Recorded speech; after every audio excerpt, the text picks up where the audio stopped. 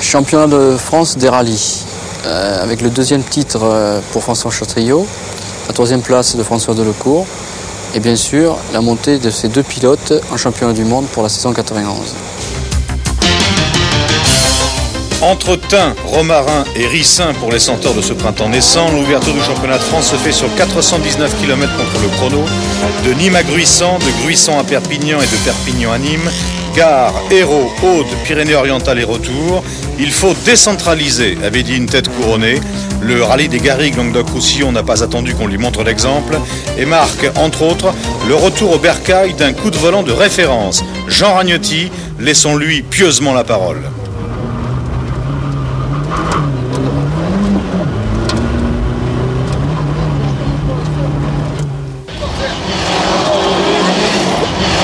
Bruno Sabi a une Lancia neuve et fier de ses 16 soupapes. La Garrigue lui avait fait un clin d'œil l'an dernier. Même si le championnat s'était refusé à lui, ne cherchez pas le couteau dans la boîte à gants, Bruno l'a entre les dents.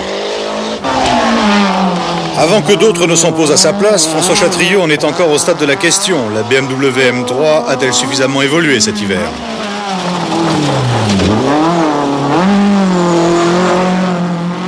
Dire qu'il a du talent à revendre ne serait qu'un doux euphémisme, puisque les soupapes sont d'actualité.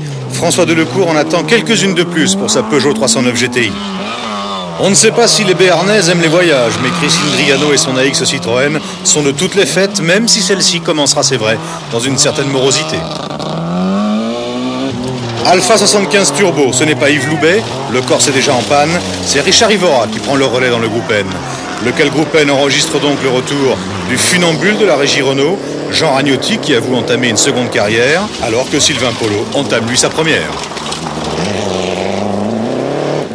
N'oublions pas que le rallye des Garrigues Languedoc-Roussillon est inscrit au championnat d'Europe avec le coefficient fort. Snijers et Drogmans les Belges, Bosch le Hollandais sont venus gagner quelques points qui ne seront plus à prendre.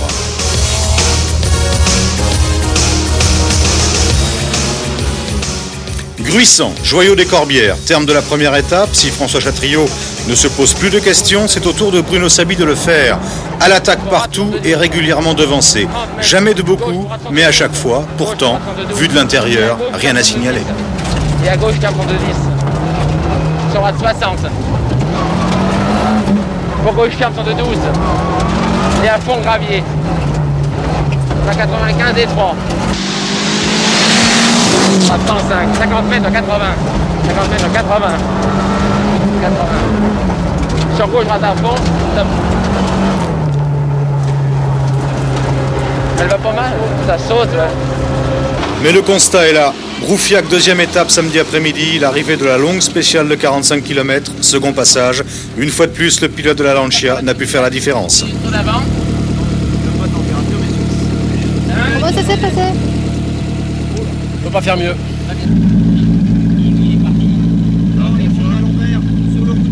Ça a été. Sauf qu'il y a une voiture qui est sur le toit au milieu de la spéciale. Alors il faut heureusement ils préviennent les mecs. Et toujours les voyants rouges. Non, c'est bon, c'était un câble, le câble qui va à l'alternateur qui était cassé. Ah, qui va où? À l'alternateur. À l'alternateur, ok. J'ai eu de la chance. Hein. Ah ouais. On a attaqué tout le long en essayant d'économiser les pneus au début, mais à la fin, j'ai jamais vu un pneu comme ça. Je suis certain, on voit plus le repère au milieu. Au premier passage, vous voyez. Vous avez vu les pneus? Comment ça s'est passé, Jeannot? Un peu mieux que la dernière fois, parce que la dernière fois j'avais plus de pneus, plus de freins. Là j'ai connu moins vite et ça a été à peu près. Mais il y a encore quelques problèmes de réglage de la voiture, puis pour me réhabituer au groupe N et au rallye. Christine Driano en a fini avec son chemin de croix. Une demi-heure au bord de la route avant de pouvoir fermer le capot et remettre le contact. Le chemin s'est vite mué en voie royale, celle de la course-poursuite que tout le monde pensait perdue d'avance, sauf elle. Elle y tenait, Christine, à sa coupe des dames. Les vignes du Seigneur, il s'en est passé des choses entre-temps. Snijers, Panizzi et Ivora sont sortis.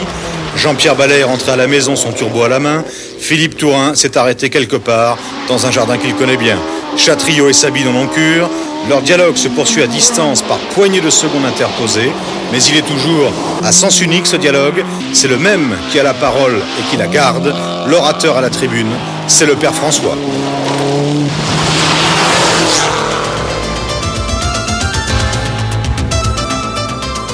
Perpignan pour la seconde escale de la croisière mécanique. La Catalogne avant de remonter dimanche sur les Cévennes. Il reste 5 épreuves spéciales et ce sera la conclusion à Nîmes.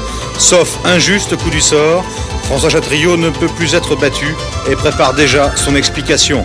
J'ai appris à mieux me servir de mes pneus, dira-t-il. Le champion de France estime toujours à l'école. Ce doit être ça, la formation permanente des pilotes. Yves Loubet, transformé en ouvreur de luxe, voit tout cela de devant mais de trop loin. N'empêche qu'il a un chronomètre dans la voiture et qu'il paraît satisfait de ses indications. Les chronos, Chatriot continue à les aligner. 13 meilleurs temps au total, proche du score parfait. Perdre une bataille n'est pas perdre la guerre. Bruno Sabi en est persuadé mais aurait préféré revoir Nîmes au volant plutôt que de finir à pied comme on avait décidé sa transmission. Derrière Drogmans, François Delecourt assure un nouveau podium. Frédéric Dor se dit que la prochaine fois, il reconnaîtra un peu mieux. Et Jean Ragnotti assure lui une victoire dans le groupe EN en constatant avec satisfaction dans son rétro que Sylvain Polo amène le doublé à la Régie Renault. Le rallye des Garrigues Languedoc-Roussillon, c'était aussi une centaine d'engagés dans le national. Cette centaine d'anonymes le plus souvent, qui constitue la base du sport automobile sur route, là où le plaisir rime avec défonce. Ah, le stade des Costières pour la délivrance, le ménage à 3 qui fonctionne à merveille entre une Allemande et 2 Français.